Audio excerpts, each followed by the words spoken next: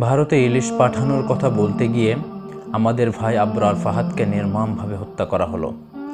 আপনারা উপদেষ্টার চেয়ারে বসার পরপরই ইলিশ নিয়ে আপনাদের অবস্থান এবং মতামতকে এদেশের মানুষ হৃদয়ের সমস্ত শ্রদ্ধা ও ভালোবাসা দিয়ে স্বাগত জানিয়েছিল।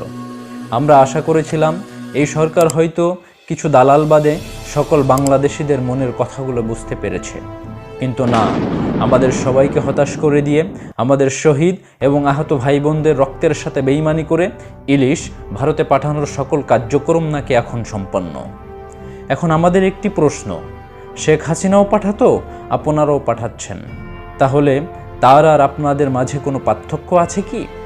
আপনারাও যদি ওই চেতনা লালন করেন, তাহলে এই অভ্যুত্থান, এত লড়াই সংগ্রাম, এত তরতাজা প্রাণ উৎসর্গের কি প্রয়োজন ছিল?